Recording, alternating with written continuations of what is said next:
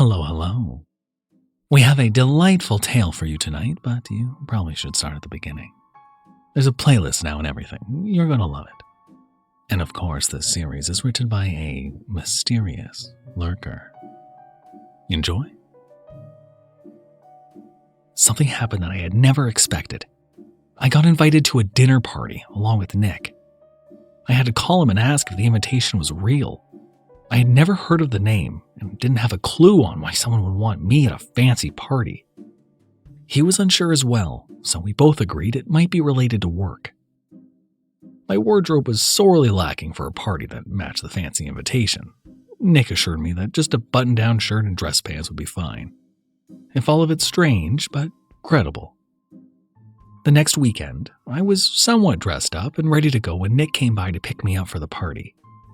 He wore just his usual suit and the orchestra at his hip. We doubted he would need it, but he brought it anyway. In a few minutes, we arrived at a mansion at the top of a hill, thanks to a transportation charm he had received.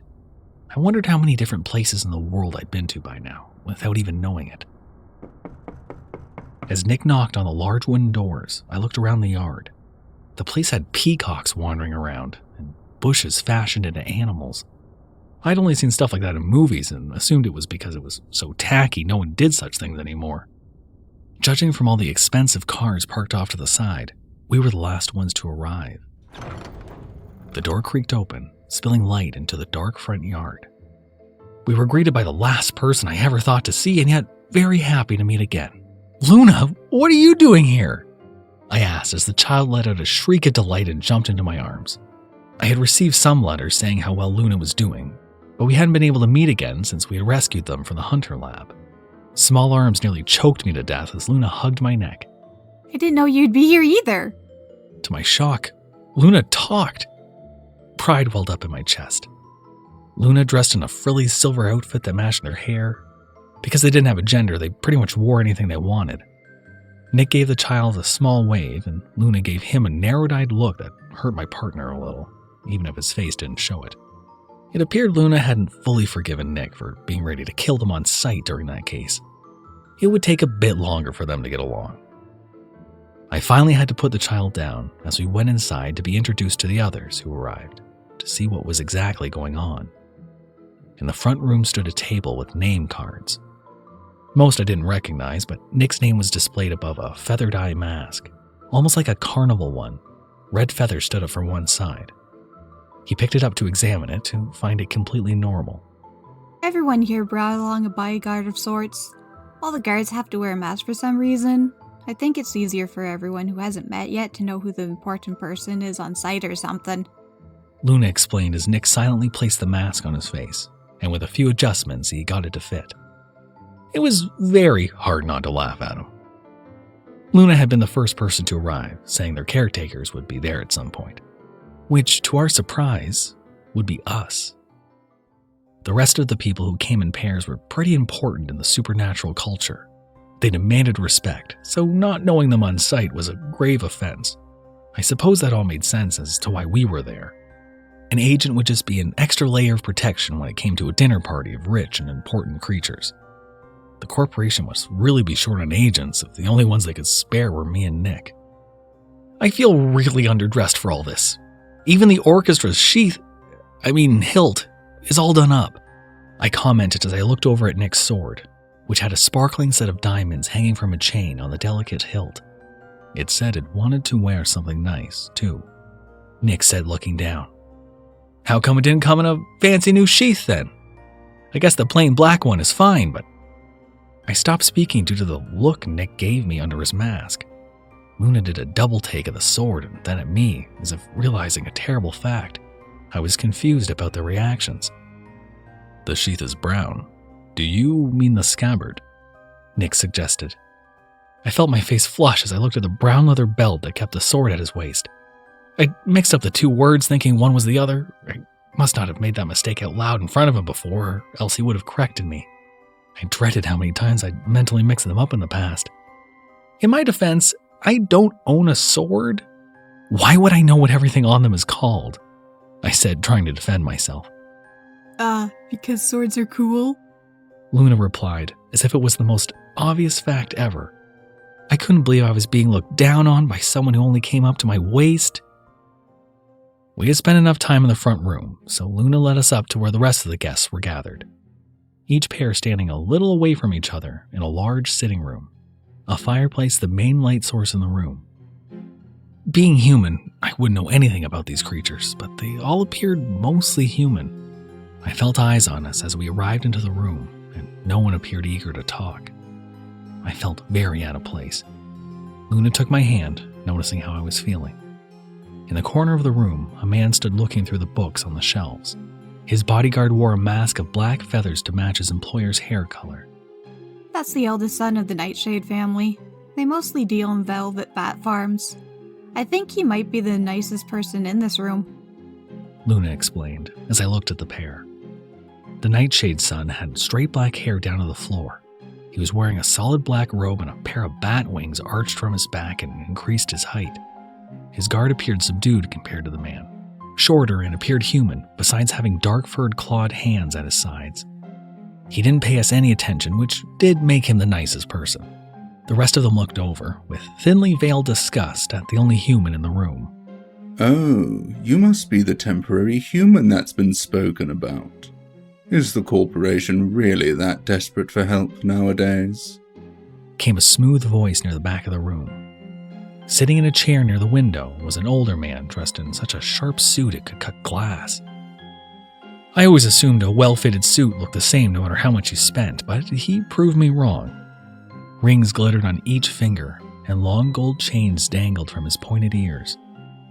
Aside from his deep purple eyes and those ears, he almost looked human. His guard was wearing a white feathered mask that matched his flowing white hair. Under that mask was a beautiful face that didn't match his plain white clothing. I offered to be a contract worker for the cash. Not everyone is born with money. Some of us need to work for what we got instead of it being handed to us. I shot back and a wave of suppressed snickers came through the room. Even Nightshade looked up from his books. It was clear no one had the nerve to talk back to the man sitting in the chair. He must be the richest person here. The other two pairs looked between us, expecting an argument. A woman with fiery red hair by the fireplace grabbed her guard's shoulder with a smile on her face. It was obvious she wanted to watch some drama. When the guard wearing white took 2 steps forward, Nick moved as well. My partner instantly in front of me, hand at the ready to draw his weapon. The one sitting reached over to take a fistful of his bodyguard's hair to pull him back. I winced at the sight, as the man kept a straight face and tried to stay standing still as his employer tugged. That pest is only human. Are you suggesting we need to react to their useless words? He said to his guard in a low voice that showed just how cruel he could be. A tense few seconds passed until he let go of the other man's hair and started to completely ignore us as if we were nothing. Nick also straightened up, feeling as if the danger passed. The 2 women felt let down by the anticlimactic reactions. Luna silently asked to be picked up, so I bent over to take her into my arms. That man is the oldest son of the Webb family. They deal in silk, Luna whispered, hoping no one else could hear. That explained why I automatically hated the man across the room. Aside from being a stuck-up snob, he was connected to spiders in some way. Apparently, supernatural silk was created mostly by spider creatures instead of any other insects. The red-haired woman came over, a hunter's smile over her face. She was attractive, and she knew it. Necklaces and countless gems covered her chest where her red dress didn't. Her lips were painted a red that would look tacky on anyone else. I'm Elizabeth. My family provides the gunpowder and other explosives for the corporation. I'm certain you've heard of us. Her voice was a bit strained, as if she was trying to sound more mature than she appeared. Sorry, we don't know anyone here. I'm human and kinda clueless on the supernatural side of things. Nikki uses swords. There was a chance Luna knew what family this woman belonged to. The kid had been studying and didn't have information held back from him, unlike myself. A lot of answers weren't for human ears. Oh? I thought your partner could have been an agent I heard of. A real sharpshooter that used a bunch of our special-made bullets to take care of big cases. Really did a lot for us, and I was hoping to thank him if you were him. Same hair color and all, but... Oh, I suppose you're not him. He had a female partner. Elizabeth spoke and waved a hand to signal she really didn't care what she was talking about, only that she wanted to show off. Her bodyguard towered over her, wearing a black suit and a mask of yellow feathers. He looked tough, but I felt as if the man sitting by the window was stronger. Elizabeth was just trying to look good by appearances. Every aspect of her image was made to impress. I doubted I could get along with these people. I am not talented when it comes to firearms. I shall pass your thanks along and hopefully it will find the person it's meant for. Nick commented, not at all fazed by a beautiful woman standing in front of him. She tucked her arm under her chest, making her necklaces shift, and my eyes were drawn to the glittering mess. Then I flushed over just how low her dress shifted and quickly looked away. Nick was a saint for not looking down with that view practically in his face. The last set of people sat down in some chairs near the front of the room. A woman in a long pastel yellow dress rolled her eyes at Elizabeth. They'd been at different dinners together, and she got tired of the desperate acts Elizabeth put on for attention. A horn of crystal grew from her forehead, and her eyes were a solid shining light blue. Her name's Clear. I think her family provides all the gemstones everyone is wearing. Luna whispered, as the redhead flooded her eyelashes at Nick, with no effect. Clear's bodyguard looked similar to her. The mask of blue feathers was adjusted around his clear crystal horn. Clear, the type to watch from the sidelines. If she wasn't, she might have been getting Elizabeth going. A bell rang through the room. I wasn't aware of the fact that was a sign for dinner. Clear and her guard left the room first. Elizabeth tried to take Nick's hand, but he turned away just in time. It was hard to tell if it was on purpose. Feeling a bit offended, she left with footsteps a bit too heavy. We stepped aside for Webb and his guard, meekly following behind. Nightshade made no motion of moving. I carried Luna out of the room, following the group down a long hallway covered with heavy red carpet. Nick stayed in front of us, in case Webb wanted to start something. I felt a hand on my shoulder and jumped a little, not expecting it. Human, may I ask you something? Nightshade crept up behind us. A large hand with long fingers kept a grip on my shoulder as we walked. His wispy, low voice made my skin crawl. His intense eyes stared into my soul, but for some reason Luna wasn't startled. I nodded, letting him speak. Do you know where I can obtain books that are pink? A few I have recovered have a pink spine. They have adults in very intimate situations. Some have supernatural creatures. I greatly enjoy them, but I cannot find them very often. He explained, hunched down to match my pace. I think they're called Harlequins, or published by the company. The used library store near my place sells bags for $2. I replied, thinking back to the discount bargain bins that pretty much gave away those books. Nightshade's eyes got even more intense. His mouth grew larger and his nails grew longer. At first, it was as if I said something wrong, but a small smile at the corners of his mouth came. He was very excited for that information. Could you purchase some? I shall reimburse you for the books and for the effort. His voice got even darker with his offer. Sure, we'll figure out a way to contact you after dinner, I said, a little hesitant on the offer. He nodded his head and let my shoulder go. As I walked, he drifted back to his bodyguard and whispered to each other loud enough for me to hear. The guard was questioning Nightshade if he was able to ask me about getting the books. A high five rang out and they excitedly giggled. Okay, maybe there might be a good pair in this bunch. We arrived in a large dining room with a large table in the middle. Webb, already taken the seat on the end, regardless of if it was his spot or not. I noticed right away that there was not enough chairs for everyone. None of us really had a conversation about the purpose of the night. I never asked who planned this dinner, just assumed it was a case.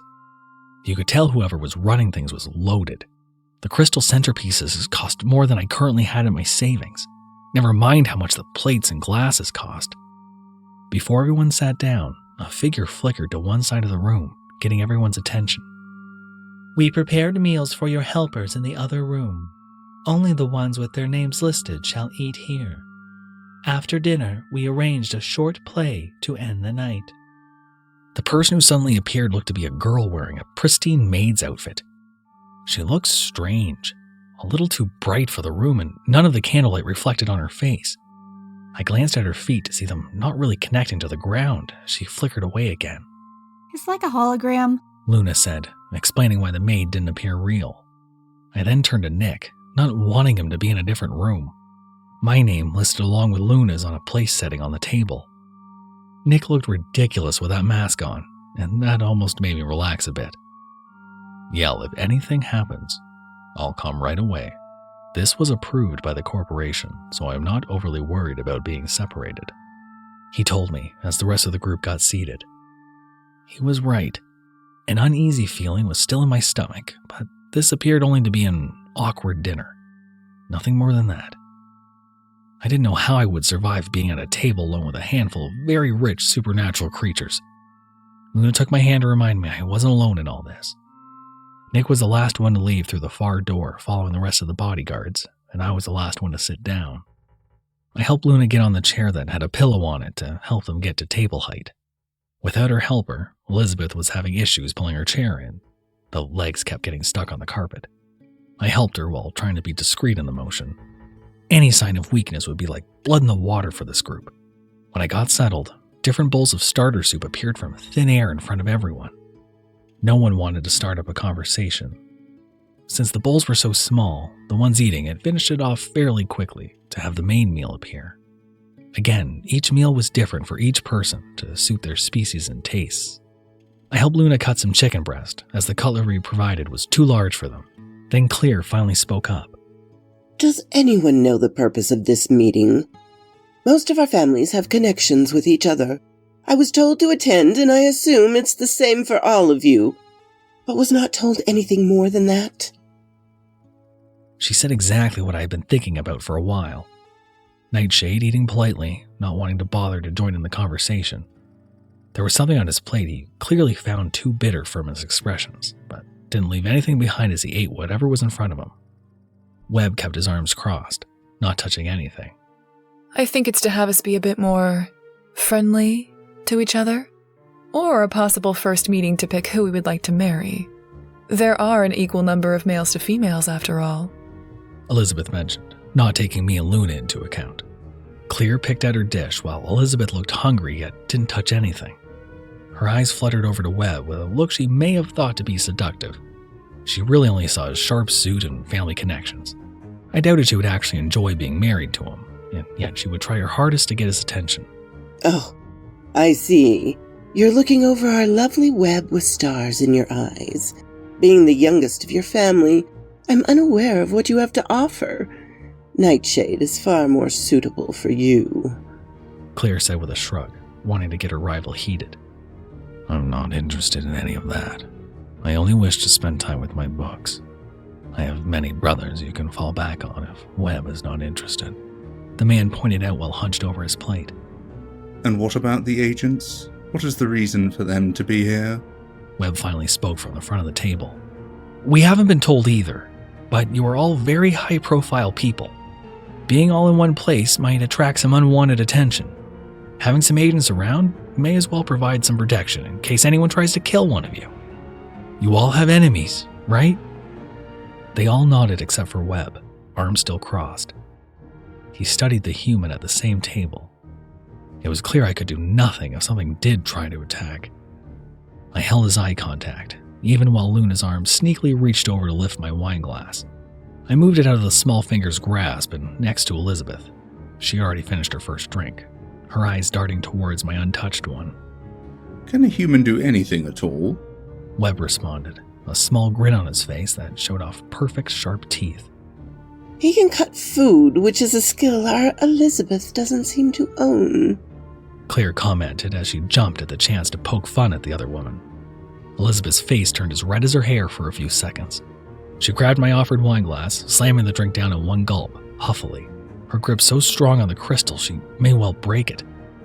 There was going to be a fight, and I'm in the middle of it. Nick's name would be called soon if this came to blows. Well, at least I can pick out my own clothing and dress myself. Elizabeth sniped back. I started to stand up, either to grab Luna out of the way or to hold back one of the girls before they tore each other's throats out. The whole situation was saved by the most unexpected person. Since one person had finished their meal, their plate switched to a dessert. Some sort of chocolate ball cracked open, distracting the two girls with the noise. Fudge poured out, and he carefully tried some. I swear, under his long black hair, his cheeks got a little red from how happy the taste made him. "The dessert is nice," Nightshade said in a calm voice, and it diffused tempers.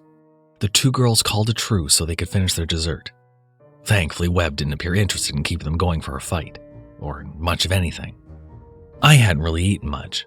The whole scene was so stressful I was unable to stomach the free meal. Luna being so small and given such a large portion, nearly most of her meal got fashioned to the shape of a crude sailboat on a mashed potato sea. Finishing off a bowl of ice cream looked to be no issue, though. Webb finally stood up to leave, and no one stopped him. None of us were this time, and I was glad he left. My cheesecake topped with strawberries almost going untouched until I noticed how everyone was eyeing it. I got in their good graces by dividing it up to the four still at the table. Supernatural creatures really were easy to buy their affection with food. I got the sense Elizabeth and Clear both saw me a little bit above a worthless human after the generous gift. With the dinner fiasco at an end, as soon as the guards were reunited with their employers, Nick came over to us so I could tell him how things went while he was in the other room. Aside from Nightingale, Nightshade's bodyguard leaving for a few seconds for a washroom break, the rest merely ate their meal. Luna silently demanded to be picked up again, so I complied and followed behind the rest of the group while carrying the child down the hallway. Nightshade and Nightingale were speaking about something in hushed tones. An odd expression suddenly came over the taller man's face, and he kept glancing back towards Nick and I. Elizabeth had stayed back to speak with us, so I wasn't able to figure out what troubled him. She'd been chasing powerful men, trying to add that power to her family, but with no luck so far. Webb may be insulting the only human out of disgust, but it might also be because I wasn't falling down at his feet like everyone else. Nick was an agent, so he was a public servant of sorts.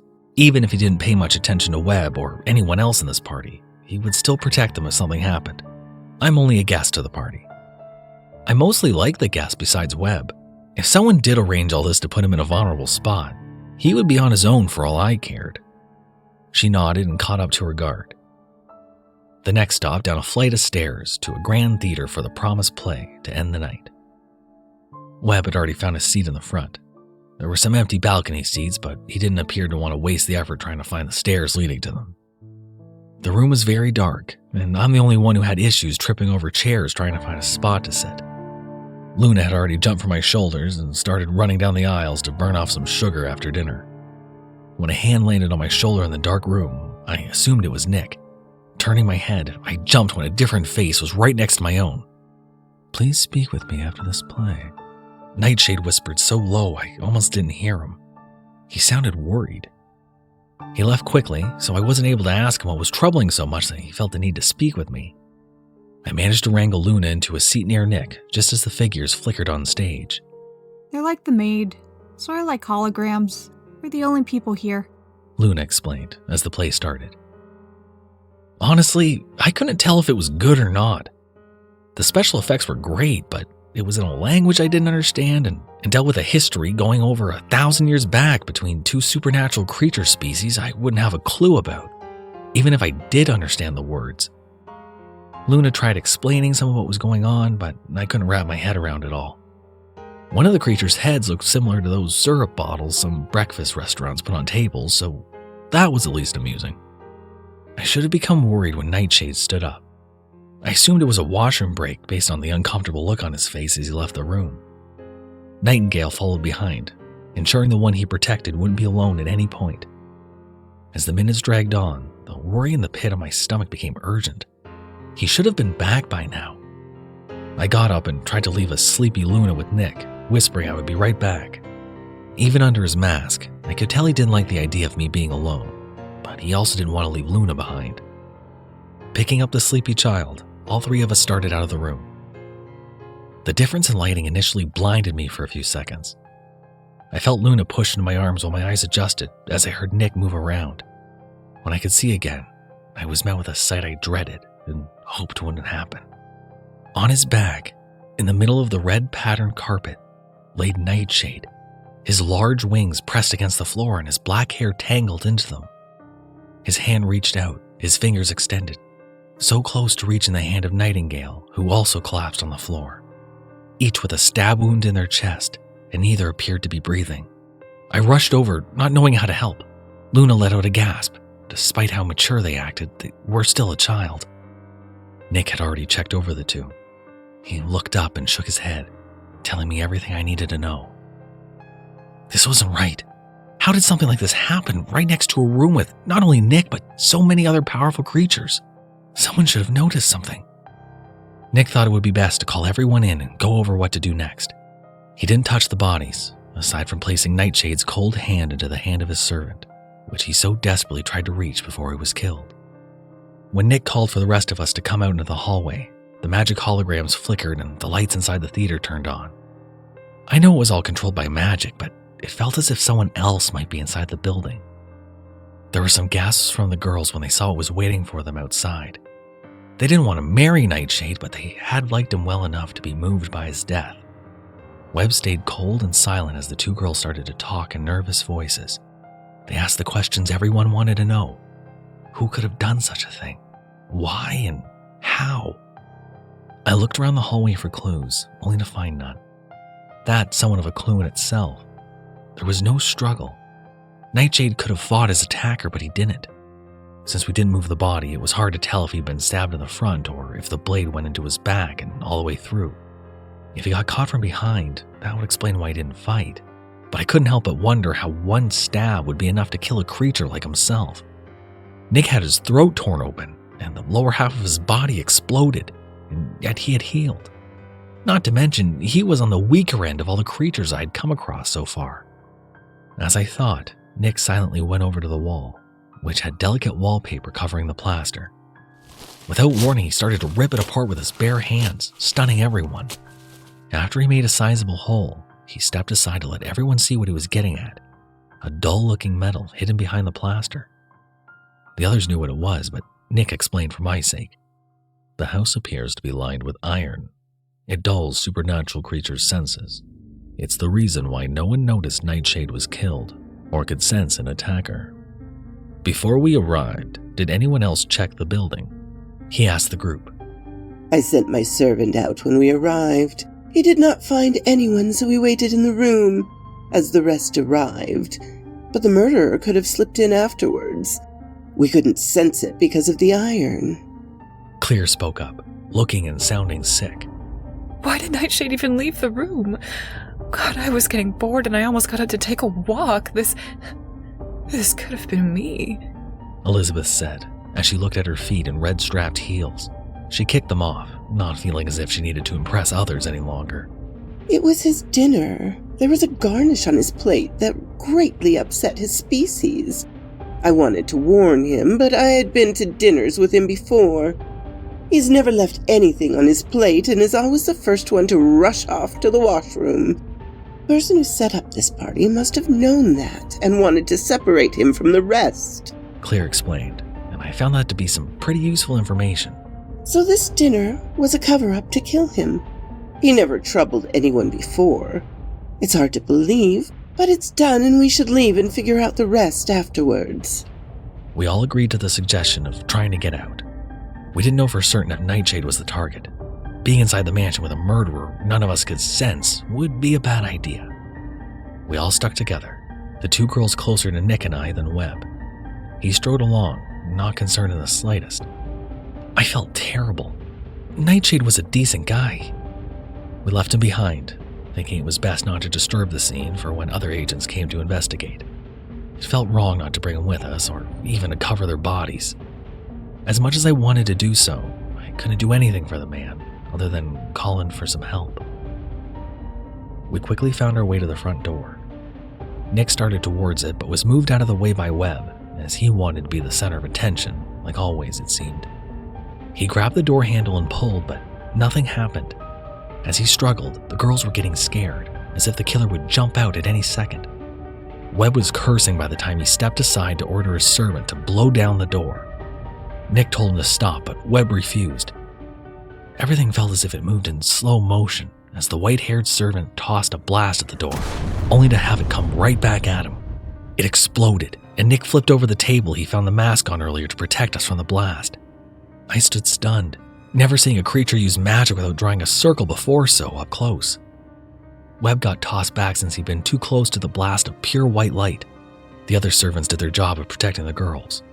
Webb's servant also got knocked back, his arm cracking hard against the floor, his entire body smoking as he coughed, trying to sit up. We couldn't get out. Even if they were all powerful creatures in their own right, all of us were locked inside a mansion with a killer on the loose. When that fact sunk in, the girls knew there was safety in numbers and huddled closer to the only agent inside the building, hoping he could do something. Webb sat up, all composure lost. He stomped over to his injured servant, face red in anger. He gave a swift kick to the fallen man, and I moved before I was even aware of it. Nick reached out to drag me back as I would not stand a chance against Webb, but when he reached down to take a fistful of the servant's long hair to lift him off the ground so he could berate him, Nick had to wrap an arm around my waist and physically lift me away so I wouldn't get myself killed. We should all go back to a safe room and talk about our options, Nick said to the group. He was the only calm one out of all of us. Without any other ideas, the rest agreed. Nick still needed to keep a hand on the back of my shirt so I wouldn't charge at Webb for letting his poor servant get up on his own and limp behind, cradling his slowly healing arm. We headed back into the room where we had all met. Each person went to the spot they had waited before. The empty space near the bookshelves caused a twinge in my chest. I felt like a failure for not being able to protect the pair. Webb sat in a chair by the window, livid and disheveled. His servant was standing next to him meekly, healed but still emotionally distressed. Can't we just wait until someone comes to get us? The three of us are from important families. We can't be gone for too long without someone noticing, Elizabeth said, from her spot near the fireplace. Our families approved of this invite and told us to be here. Either one who got us here fooled them, or they wanted us to be here. Clear ventured. Speak for yourselves. No one could fool my family, and I am their most important child. They would not lead their son into a trap or send me into an unwanted situation, Webb said in a harsh tone. Both girls were way beyond their infatuation with him. They both gave the same disgusted look.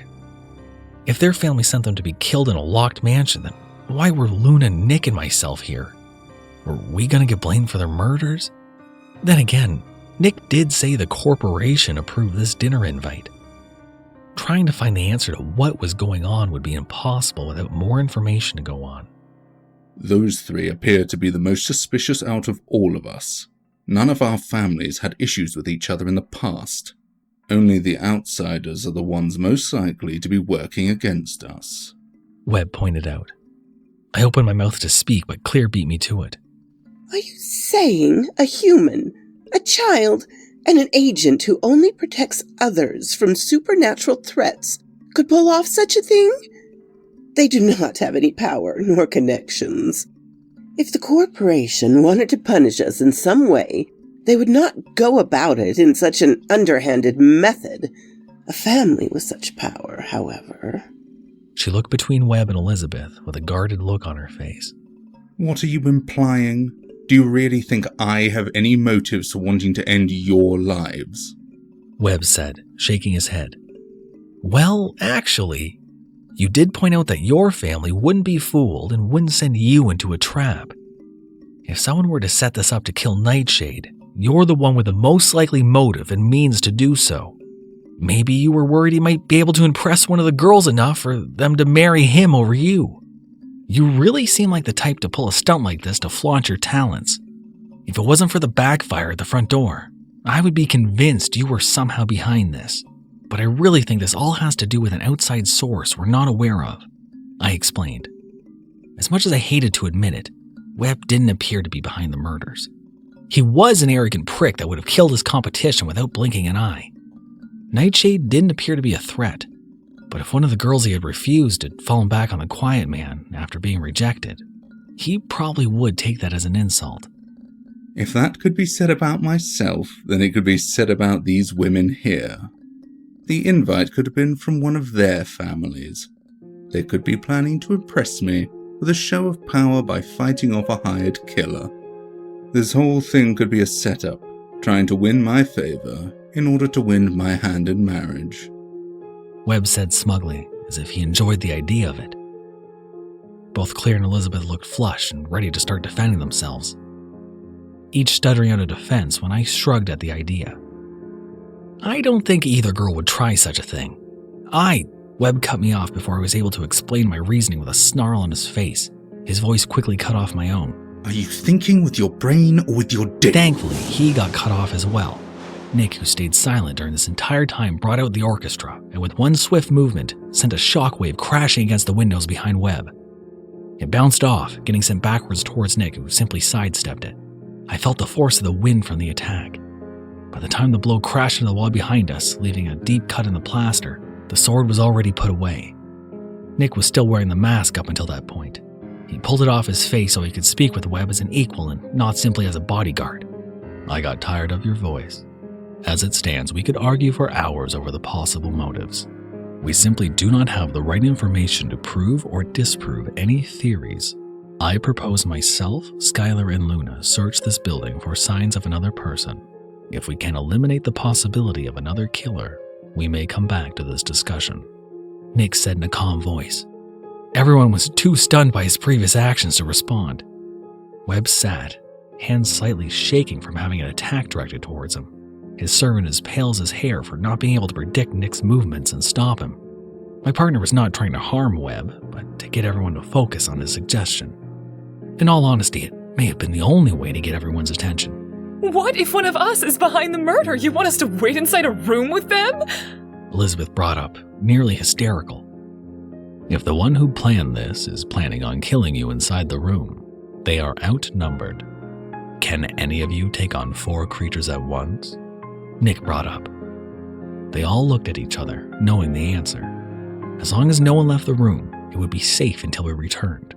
Even if Webb and his servant wanted to attack and kill the girls, he would need to deal with both of them and their bodyguards at once.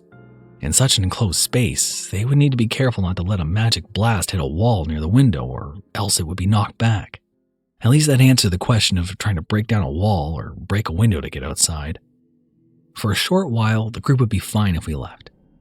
I was not going to leave Luna alone, and we knew it would be safer to bring the child with us. The reason as to why Luna was even here, still a mystery. It was a reluctant response, but they agreed to let us leave to search the building. I carried Luna again and looked over my shoulder to give the group one last look. Webb, silent but angry than I'd ever seen him before. I feared he might take that out on his servant. Once we figured all this out, we needed to do something about those two. I followed behind Nick so we could start clearing rooms to ensure there wasn't a killer on the loose. It felt nerve-wracking checking every new room. Just as he did in the lab where we rescued Luna from, he sealed each room after we cleared it with a written circle spell on the door. That way, the killer wasn't able to sneak back into a room we'd already checked. To my surprise, Luna offered that it would be faster if we split up to check the rooms. The child could make the same spells and we wouldn't be too far away from each other. The small creature could protect me until Nick came over to help. I didn't like the idea of it, but Nick nodded.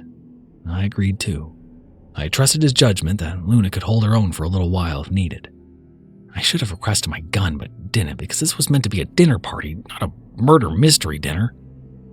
Nick was checking rooms next to us, and I was carrying Luna around. Each room large and filled with expensive antique furniture. No signs of life. I keep hearing about you guys being able to sense other creatures. What's that about? I asked. We were looking for a killer, and making conversation might not be the best idea, but the question was bothering me. It's a similar sense to like sight or smell. Creatures can just feel the magic inside others. It's called magic, but it's just like a life force? Some sort of power, I guess. Humans have it too, but it's very minor, and you guys really can't use it in the same way we can. The stronger creatures, of course, have larger stores of power inside of them. It's always growing while they live.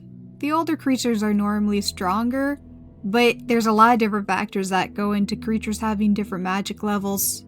Luna explained as we walked. That sounded similar to a few facts I had heard before. Luna's knowledge was pretty impressive. I almost felt bad over the idea of a child being more useful in this situation than myself. As we entered a new room, a full-sized mirror startled us. It wasn't the first time our reflection scared us. The place was full of them. I only noticed it after we were separated from the group and became more of a target. There was no map for this mansion. Without one, it would be hard to tell how long clearing each room would take. We finally finished one floor. Nick checked in on us before we tackled another hallway. He was worried he might run out of markers to make spells. Luna actually had a larger internal magic source than him and could take over if needed. He thanked the small child for the offer, only to get an upturned nose as an answer. Luna still didn't like Nick all that much. When we started to search more empty rooms on the opposite sides of the hallway, I asked about that. "Nicky is a good guy. Why are you so against him?" I asked while nearly tripping over another mirror set by the door. He was gonna kill me. If you weren't there, he might have. It's kinda hard to get over that. I really couldn't argue against that. Someday those two would get along. I just couldn't force it. As long as they could work together right now, it was fine. Yet another room cleared. My stress levels were through the roof, thinking it was only a matter of time until we came across a bloodthirsty killer. A faint crashing sound came from down the hallway. I ran out of the open door to try and listen to where the sound was coming from. Another booming crash, and Nick already darting towards the stairs. As we ran, the sound kept getting louder. I recognized the hallway we'd traveled down and knew the sounds were coming from the front door. I turned the corner to see the state the front room was in. The walls scarred from attacks and cuts in the hardwood flooring. It was as if some sort of creature had gone on a rampage. The only spot spared from the damage, the front door. Webb stood, face flushed in rage, his suit jacket open and tie tossed aside, the look on his face completely unhinged. His servant on the ground, injured and bleeding from slowly healing cuts on his body. Mimir, get up and break down this door. I am not spending another second in this place. Webb raged, pointing towards the solid wooden door. The sounds were them trying to break out of this place. The servant attempted to stand, only to collapse back onto the ground in silent pain. Nick watched, thinking of what to do. When his servant didn't get back up, Webb stormed over to grab a fistful of white hair and forcefully lifted the injured man off the ground while screaming, It's just a door. What the hell did we breed you for? Oh, now this was the last straw. I shoved Luna into Nick's arms and in a blind rage went over to Webb. I reeled back and punched him in the side of his face as hard as I could. My knuckles took the toll, but I didn't care. Webb stumbled back, unharmed but shocked from being struck. His hand released the servant, strands of long white hair still tangled in his fingers. "If you touch him again, I'll find a way to kill you," I said through gritted teeth. I stood between them, Webb looking down, frozen in place. There was no power behind this threat. I'm only human after all, and it really wasn't any of my business. Even so, I couldn't stand by and watch a quiet, gentle person being abused. Webb, far stronger than myself, but he looked at me as if I could follow through on my promise. I'd confused him. Creatures in this world acted based on their power. If they didn't have any, they did not act. He knew I couldn't actually hurt him, but because I threatened it, it made him think that I somehow could. The contradiction kept him in place as I got down to my knees to look over the equally shocked, bruised servant. "Your name is Mimir, right? Are you all right?" I asked in a much gentler tone than I used with Webb. A slow nod came. He, too, confused by my actions. I dreaded the thought that this might be the first time anyone ever acted concerned for him. At least his wounds healed fast. When we got out of here, I needed to do my best to get this guy free of Webb. There needed to be a way to do so. Bright blue eyes, nearly glittering, stared through silky hair. He wanted to say something, but only murmured something I didn't hear. We're going back to the others. Webb snapped finally and started to walk away, expecting his servant to follow. With one last look, Mimir got up to quickly fall into place. Nick, also frozen by the interaction. Luna in one arm, a hand near the golden hilt in case Webb fought back. I thought I was going to die for getting involved, and I almost did. The look in Luna's eyes made it easy to tell I had done something stupid, but also a little bit cool. Instead of going back to clear the rooms, we went to go check on the girls to find out what made Webb snap. What we returned to was one of the worst cases. Elizabeth was alone in the room, one side of her face red and eyes wet from tears. She was sitting by the fireplace, almost about to cry when she saw us. I rushed over to her, wanting to know what happened and where the other three went. "What happened? Are you all right?" I asked as I got down to her level. Webb and Mimir came back into the room. She gave him a nasty look that told me everything I needed to know. Through tears and sharp teeth, she spoke. Webb snapped.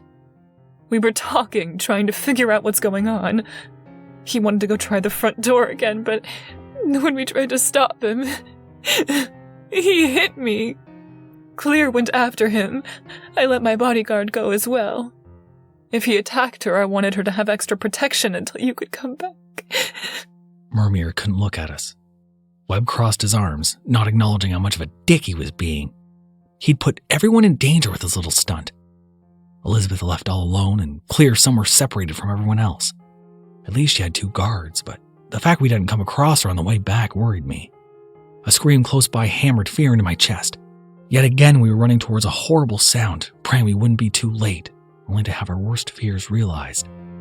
Nick, the first to turn a corner, and I slammed into his back. In the hallway, a similar sight to Nightshade and Nightingale. Clear on her back with a stab wound over her heart, and her servant slumped against the wall. We just heard her scream. How did this happen so fast? Elizabeth's bodyguard was alive and looking over the other 2, but without a weapon, and wasn't clear if he'd been the one to kill the pair or not. She ran past us, ignoring everyone to go to Claire. With a hand on the other woman's cheek, she let silent tears fall. These were rivals, but they didn't hate each other. In fact, they might be the only people who understood the other's struggles the most. We let her mourn for a few minutes. Collecting herself, she faced her bodyguard to ask what happened before we arrived. The large man started to use sign language. Nodding along, Elizabeth translated for us. My servant Ernest was following Clear and her bodyguard. They all heard a sound that was assumed to be the killer and followed that instead of Webb. Clear species are very fast runners, but they were only out of sight for about a minute until Ernest could catch up. They were already dead. And there was no sign of the killer. We looked down the hallway in case we missed something. No footprints, no signs of a struggle, no blood splatters from the wounds. Based on how the bodies were, Clear and her servants ran right past their attacker. It was a hallway we had already cleared. Each spell had locked the doors, making it impossible for the killer to be waiting inside while they ran past to attack from behind. If they had attacked from the front, at least one of them would have gotten an attack in, or attempted to run away. This killer had abilities we simply could not figure out. I feared the only way we would get more answers was for another person to be killed. I noticed Webb stayed behind. At least that ruled him and Elizabeth out.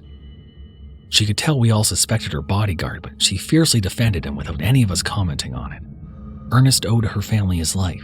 He would never betray them, and would never have a reason to kill anyone unless ordered. He also could not lie to Elizabeth due to a curse he let her family put on him. She outright asked if he was behind any of this, and he refused. That didn't mean she wasn't lying, but I wanted to trust her. I wanted to get back and regroup. Out of the corner of my eye, I saw Nick tense up at the same time as the rest of them, and I was again being dragged down a hallway. I asked what was wrong because I didn't hear anything this time. Luna replied that they all felt a power so strong the iron couldn't block it all out, and it was coming from the room where we left Webb and Myuu. I hated the man, but I didn't want anything to happen to his servant. Unfortunately, the worst had happened yet again. The room completely destroyed. Elizabeth couldn't handle the sight so soon after seeing her friend's body. Nick caught her along with Ernest. I didn't want Luna seeing this either. I set them down to go inside the room to see if Webb and Myuu were dead as well. There was no question on Webb.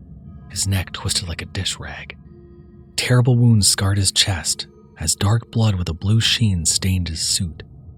Myuu next to him, eyes closed and not breathing. At least his death appeared to be quick. I checked for a pulse, finding nothing. Tears threatened my vision. I needed to keep it together. There wasn't time for a breakdown. Elizabeth couldn't hold one back, though. She became completely hysterical. I left behind the 2 newest murder victims to help the others deal with her. She started crying and literally throwing fire at anyone who dared get close. She kept screaming at Nick and I to finish our job of sweeping the mansion, or else she would be next. Ernest could get a hold of her, but hadn't done so, fearing he would harm her. We just needed to let her burn herself out. I didn't blame her for her reaction. She'd seen a friend die and a creature more powerful than herself not stand a chance. It was a bit tough dodging her fire, but we finally got her to calm down enough to get to another room. Finding a comfy chair for her, she sat down, eyes red from tears and subdued from the outburst. I tried talking with her, but she kept saying we needed to finish looking through the mansion to find the killer. Leaving her and Ernest behind was out of the question until Luna spoke up. We could steal the room. Anyone who tries to enter it could get a really nasty blowback. It might not kill them, but at least it would give a warning for Elizabeth and Ernest. Why didn't you do this before? Elizabeth said in a distant voice. I'm really not that strong to make a blowback spell. I need to use some of your magic, and honestly, if I suggested it before, would you accept being locked inside a room by a stranger you don't know the intention of and others that might be plotting to kill you? And borrowing some of your magic making you weaker to boot? On top of those points, I knew Webb wouldn't go for the suggestion. It would have been another fight, and he easily could have broken the spell if anyone voted against him. Now, with him gone, and Elizabeth convinced the killer wasn't any of us in the room, the suggestion could be made. She refused to come with us to check the rest of the mansion, and agreed to be sealed inside the room. It was the only option we could think of in the moment. At least there would be a little bit of protection for them as we were gone. Luna worked on the spell by the door, and we locked Elizabeth and Ernest in with her permission. My chest hurt and my head was swimming. Nick and Luna were the only thing keeping me grounded. People were dropping all around us without being stopped. Not even a single hint was revealed from all the murders. Luna's small hand was in mine as we started towards the part of the mansion we hadn't checked yet. Nick appeared distracted. His pace was slow, as if he couldn't walk and think at the same time. "Nicky, what are you thinking?" I asked, and we all paused. All of this bothers me. The corporation would know if this was all a planned murder plot. This must have been a valid dinner invite, but perhaps someone found out, and they used it to murder the ones here. But I am not aware of a creature that can move so freely without being noticed, nor any motives to kill all of the guests. Nick explained, slightly pacing on the spot. We honestly didn't know enough about the group to know why anyone would want them dead. Luna only had basic knowledge of their families. It was all very frustrating. Only one guest left we could question, but she wasn't in the right mindset for such a discussion. In the moment, our limited choice was to just clear the mansion. Nicky and I were feeling the same way about being without answers, all the while being in danger. Nick made some notes in a small notebook. If we got any more answers, more would go on those pages. We fell back into clearing the remaining rooms. Every new door we opened, I expected something to be inside. The stress was getting to me. Sweat started on the back of my neck, strained to hear any signs in the empty mansion. My phone wasn't working, so it was impossible to tell how long we kept looking. Nick noticed how stressed I felt. He paused outside a door to look over, just as I was about to walk into the room next to us. "Do you need a break?" he offered. I shook my head. Best to finish our job first. I could deal with it for a bit longer. The images of each of the killed guests kept flashing in my mind, making it difficult not to take Nick up on his offer. He reluctantly let us continue. When a crashing sound came from the room Nick just entered, I nearly had a heart attack. I stumbled over my own feet trying to get into the hallway, frantic to check on Nick. Nick and I exited the room at the same time. He appeared fine, and I was confused. "Sorry, I just tripped over a mirror," he explained. I let out a sigh of relief. Nick, you really shouldn't scare me like that. There were so many mirrors around this place, I should have been the first one to trip over one in the dark. I forgave him so we could get back to checking the room I just left. But something stopped me. It was a look on Nick's face. He looked a little embarrassed with an awkward smile. The sight suddenly gave me vertigo. My mind clued into something I didn't fully realize yet. Something wrong with that expression I couldn't place. It finally clicked. Why was he smiling? Nick never smiled. At least not like that. Never like that. I ensured Luna was tight in my arms, and the child was confused by my shift of mood. "You know, Nicky, I'm pretty glad you gave me that emerald cell phone charm. I carry it around for good luck, and I feel like we need it for this case," I said. My heart nearly beat on my chest as I waited. A smile came back over his face. Taking a slow step back, I waited for his response. "Of course. You're my friend, after all." I nearly choked in my fear. He didn't sound right. His smile reached his eyes. He looked identical to him, down to the orchestra at his waist, but this wasn't my partner. Somehow, the imposter noticed how I figured out his ruse. The moment he ran towards us, I was already moving. Unable to get very far, I shot into an empty room and slammed the door. Using my own body to hold it shut, I bounced off as the fake Nick shoulder checked it. Luna's hair reached down to lock the door as they started to draw a spell to lock us in and the fake Nick out. This really wasn't going to help Luna to like Nikki anytime soon. When the spell kicked in, he stopped trying to break in, but I wasn't relieved. I'll be back for you two. Once that woman is taken care of, all of this is going to be over. The voice from the other side of the locked door sounded a little bit like Nick's, but warped. It had a slight echo making my skin crawl. The voice proved my guess right, but where was the real Nick? Was he all right? We needed to find him, but we also needed to get to Elizabeth. Luna leapt from my arms to race over to the wall on the other side of the room. What are you doing? I asked, confused. I think I know what that creature is. Nick might have been switched in the other room and left behind. I'm gonna blow down this wall and get to the room next to us. Luna explained. What? Who took in Luna? Why did this child know such a dangerous spell? I wasn't able to stop it. Luna's swift hands had the spell finished in seconds. With barely enough time, we took cover behind some furniture as the plaster of the walls were blasted through. At least we got lucky and the entire mansion wasn't lined with iron.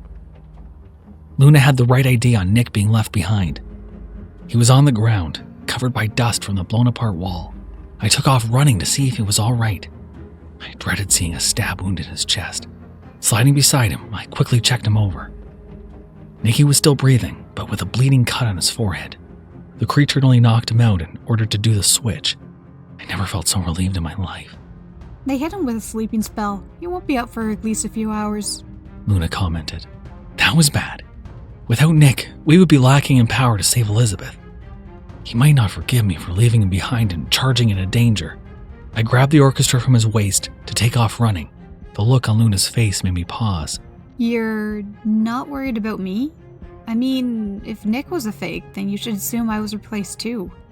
How do you know I'm not the real one? Luna asked, bringing up a point I should have thought about. The fact that the fake Nick didn't know anything besides what I mentioned while we were here, I guess? If you weren't the real Luna, you wouldn't dislike Nick so much. At least I think so. Besides, I just know who you are, I replied.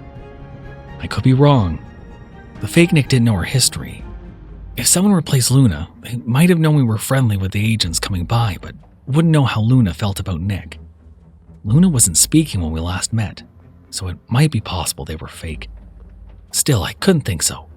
Luna was just, well, Luna. It was easy to tell who they were. The child seemed touched. With a nod, my answer was accepted. Leaving Nick behind unavoidable, Luna and I took off running, hoping to reach Elizabeth in time. I could not forgive myself if one more person died. I was out of breath by the time we reached the room. My sides hurt from running so far. I needed to start exercising after all of this. Luna took a minute to open the door. The spell not being broken yet was a good sign. Then I realized something. Ernest had been away from her before. He could have been replaced by the time we locked them in together. I gripped the hilt of the orchestra, begging for her to still be alive. The door swung open, and Elizabeth jumped out of her seat. She was safe, but scared. Ernest was standing behind her, startled by our entrance. Elizabeth, come over here, please, I begged, running into the room. Ernest's face changed. I shouted to warn her as his hand came down. She jumped from the chair a moment before it exploded from his hand crashing down. She let out a scream of shock, but refused to believe what was going on. Ernest, what is wrong with you? She cried. Tripping over her own feet, she tumbled over. A set of hands from behind grabbed at my shoulders. The fake Nick caught up. I struggled out of his grasp to run towards Elizabeth. Getting between her and Ernest, I pulled at the orchestra, ready to defend her. My heart stopped when the sword refused to be drawn. I pulled without anything happening. Elizabeth shrieked as another attack came. I put the scabbard up as a shield. As the heavy blow came down, caught by the polished surface, it traveled through my arms. One more blow like that would either break my arms or the sword. The false Nick turned towards Luna, ready to grab at the child. Looking over the scene, it all felt so hopeless. Nick too stunned to fight, Luna's hair ready to strike, but I worried about their power. And for some reason, our only weapon refused to be used. We should have died. A bell rang out through the room, causing everyone to freeze. Stand down, please. It's over. I'll be there in a few minutes. A tired female voice came from somewhere unknown. Saying we were confused was an understatement. Ernest's face shifted until it turned into a reflective blank surface. The fake Nick's face did the same. Both of them dropped their threatening poses and quickly went over to Elizabeth, fretting. "Are you all right? I'm sorry, were you hurt at all?" The false Ernest said in a warped voice. A second ago he tried to kill her, and now he acted worried? What the hell was going on? To my shock, when Elizabeth tripped, her dress was tangled and pulled down. It barely covered her chest, so I dropped all other issues to get down and retie the straps for her. She looked near tears, but thankful for the consideration. The owner of the voice came into the room. We all stared at her. She wore a long lab coat and a turtleneck sweater. Slouching over, her posture appeared as tired as her eyes behind a set of glasses. A large set of animal ears poked out of muddy brown hair, a long puffy tail somewhat hidden by her lab coat. Luna's eyes lit up seeing the newcomer. Mom! What are you doing here? Mom? Mom! I've been asking this question all night, but what the hell is happening? Luna jumped into the woman's arms, showing she wasn't a threat. And yet, people had died. Seriously, what was going on? What? I was unable to form a proper sentence.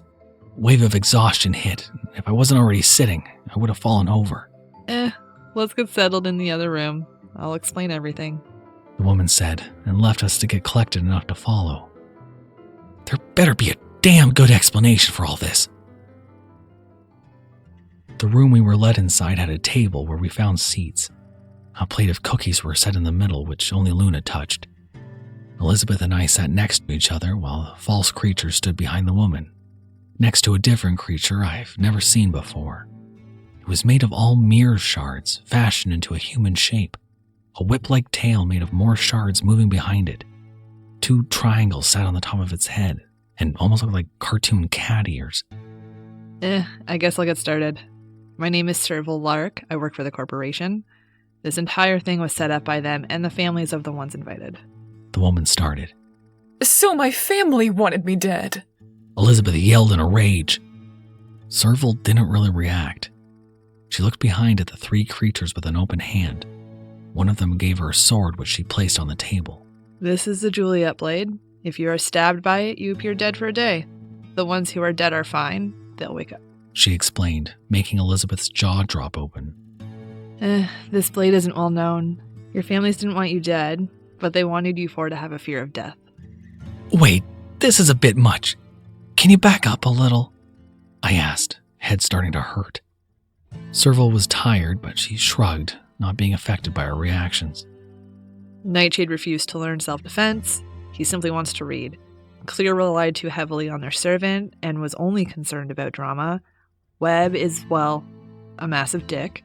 He was convinced no one could ever touch him. And I hate to insult someone to their face, but your parents felt that you were lacking some skills.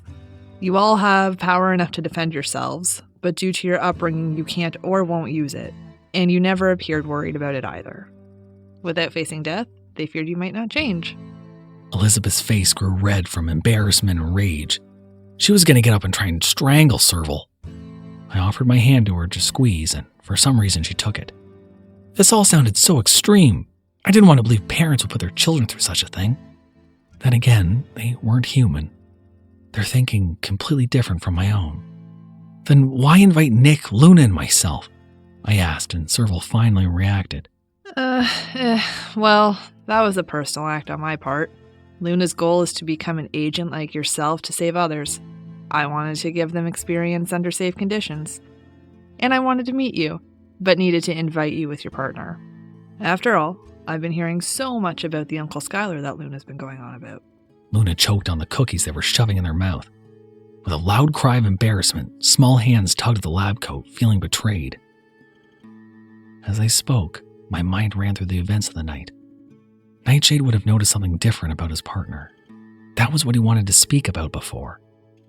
There was a lack of blood because they weren't really dead. If their servants were switched, it explained why none of them fought back. My head shot up. Something was wrong about all this. With everyone watching, I ran from the room. I needed to make sure of something. I threw open the door to where we left Murmur and Webb. The room's still destroyed, but one thing changed.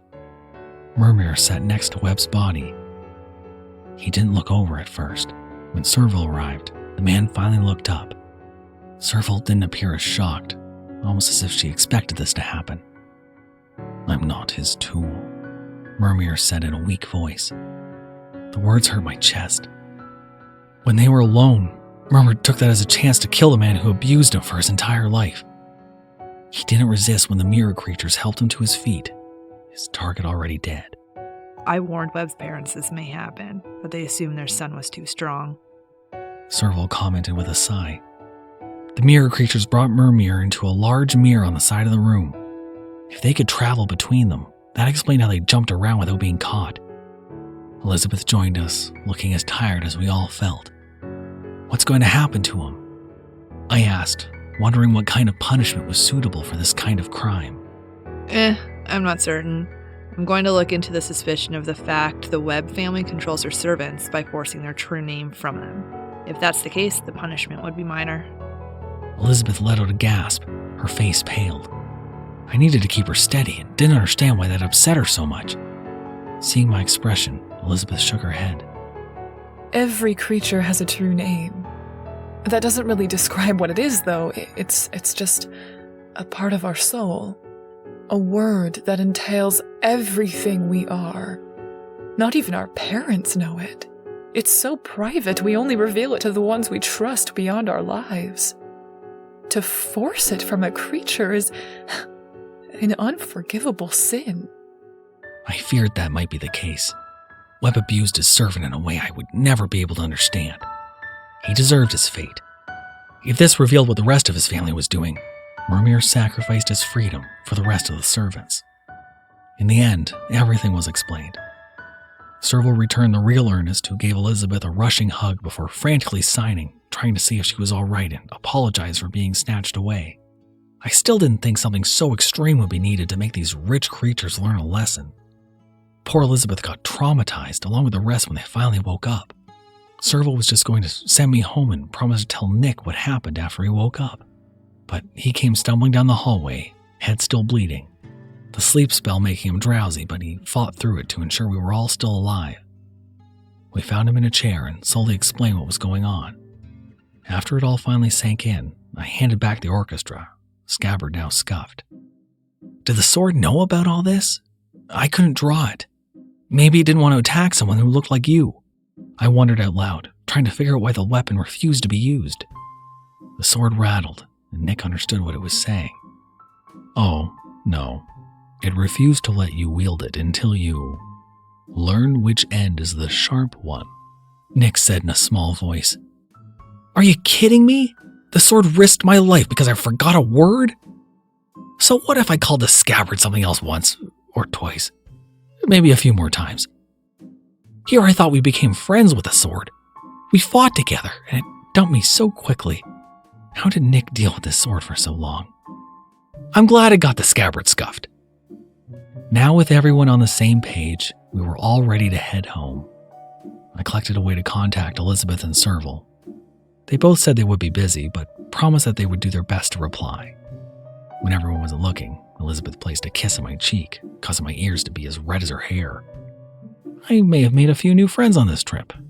It was almost worth the stress. I wanted to forget the entire night.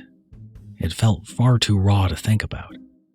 I got reminded of it a few days later when a person met me outside my office.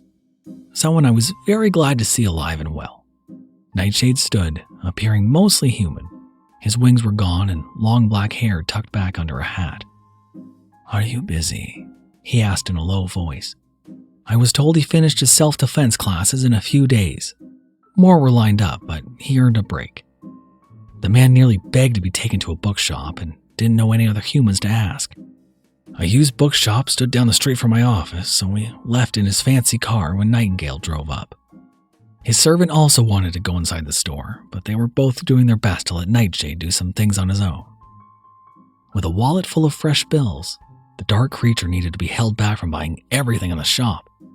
In the next hour, we took many trips to his car, loading it up with pounds after pounds of secondhand romance novels. After the trip, he tried handing me the leftover cash for my time, but it was far too much. He assured me I had earned it, saying those books in his world were worth far more than the human cash he paid for them, and my help. He also wanted to thank me for the information on where the bookstore was located. I told him there were a few more in the city that I could take him to, and his eyes lit up. The cash shoved in my hands, and we promised to go shopping again soon. I thought he would be the only creature I made friends with.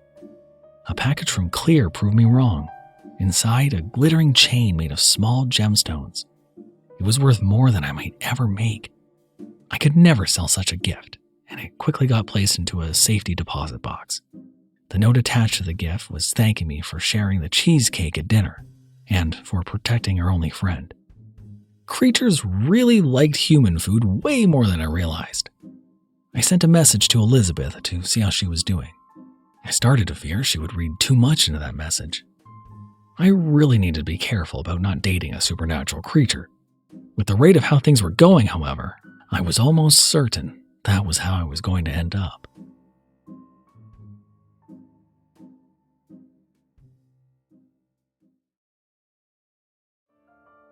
Thank you for listening.